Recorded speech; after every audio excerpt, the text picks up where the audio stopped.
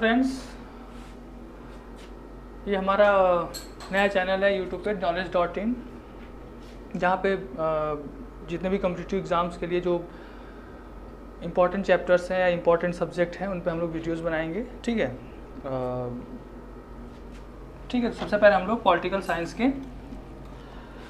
जो कॉन्स्टिट्यूशन है और जो कॉन्स्टिट्यूशनल डेवलपमेंट है उस पर हम लोग सबसे पहला अपना वीडियो बना रहे हैं। ठीक है,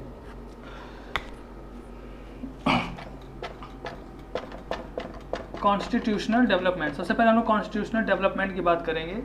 इंडिया में अगर हम कॉन्स्टिट्यूशनल डेवलपमेंट की बात कर देंगे तो सबसे पहले आपको पता होगा 1600 में ईस्ट इंडिया कंपनी इंडिया में व्यापार करने के लिए आई थी। फिर धीरे धीरे उन लोगों ने यहाँ पे अपने पाँव पसारना शुरू किया और हम इंडियंस जो थे वो आपस में लड़ते रहे और अंग्रेज़ धीरे धीरे अपना पूरा पैर पूरे भारत में फैला चुके थे। और फिर धीरे धीरे कैसे उन लोगों ने हम लोगों को लूटना शुरू किया और फिर इंडिया को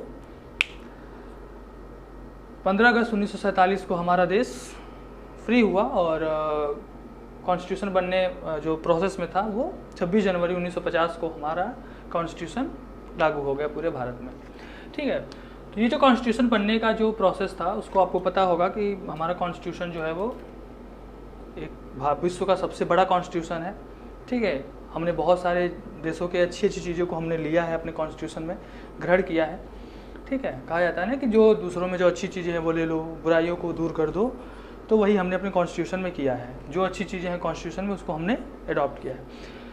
तो ये कॉन्स्टिट्यूशन बनने का जो प्रोसेस था वो इंडिया में मेनली 1600 से स्टार्ट होता है, क्योंकि 1600 में ईस्ट इंडिया कंपनी भारत आई थी और वहीं से स्टार्ट होता है। तो हम लोग कॉन्स्टिट्यूशनल डेवलपमेंट को हम लोग जब देखते हैं तो इसको हम लोग 5 स्टेज में देखते हैं। सबसे पहला है 1600 टू 1765, दूसरा 1765 टू 1858 और तीसरा 1858 टू 1919 और नंबर 4 1919 टू 1947 और नंबर 5 1947 टू 1950। ठीक है, ये 5 स्टेज है कॉन्स्टिट्यूशन डेवलपमेंट के। अब हम लोग सबसे पहले बात करेंगे पहला चरण 1600 टू 1765। ठीक है, ये मेनली अंग्रेजों का आगमन का समय था।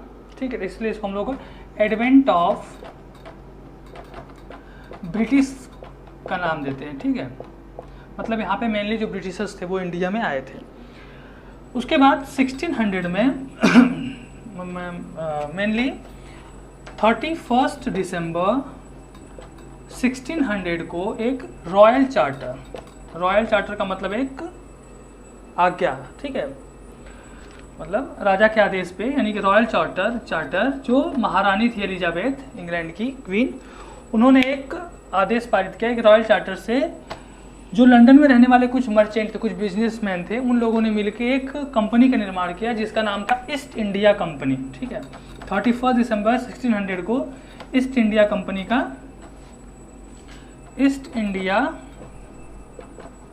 का निर्माण हुआ। ठीक है, और ये जो कंपनी थी, ये रॉयल चार्टर जो था एलिजाबेथ के द्वारा, उससे इंडिया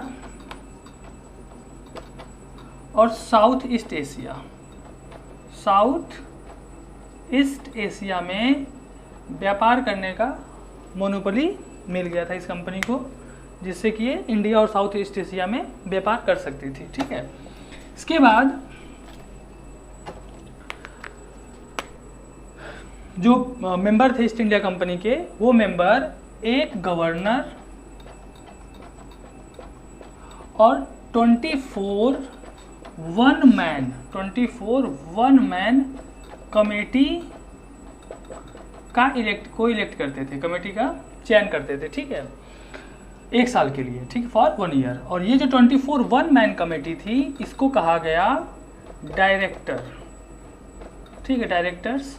और यही डायरेक्टर्स आगे चल के मतलब कोर्ट ऑफ डायरेक्टर कहलाया, कोर्ट ऑफ डायरेक्टर। ठीक है, तो कोर्ट ऑफ डायरेक्टर कैसे बने ये आपको यहाँ से समझ में आ जाएगा।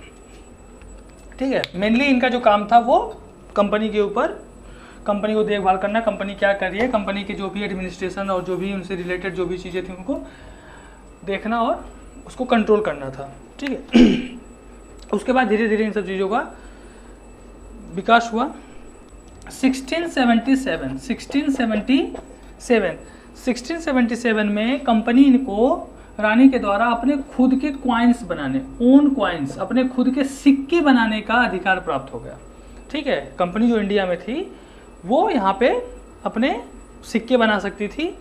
इसके अलावा 1700 में कंपनी ने मद्रास, बॉम्बे और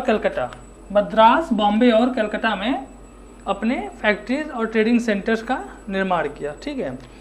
उसके बाद भारत में एक बहुत ही मतलब कह सकते हैं कि ऐतिहासिक घटना हुई, मतलब घटना का मतलब एक इंसिडेंट हुआ। 1707 में मुगल सल्तनत के जो राजा थे, मतलब मुगल डायनेस्टी के औरंगजेब की डेथ हो गई 1707 में। 1707 में इनकी डेथ हो गई, जिससे अंग्रेज कह सकते हैं कि जो मुगल डायनेस्टी थी, मुगल जो वो धीरे धीरे एक तो वैसे ही अपने ढहने के कगार पर थी, और औरंगजेब के मृत्यु के बाद इसकी स्थिति और ज़्यादा खराब हो गई और मुगल डायनेस्टी धीरे धीरे बिखरने लगी, ठीक है। और इसके बिखरने से ही क्या हुआ कि जो ब्रिटिश ईस्ट इंडिया कंपनी थी उसको फलने फूलने का पूरी अच्छी तरह से मौका मिल गया, ठीक है। तो ये हमारा फर्स्ट वीडियो था, अगर अच्छा लगे तो सब्सक्राइब करें हमारे चैनल को। इसका नेक्स्ट पार्ट हम लोग जल्दी लाएंगे, ठीक है। Thank you.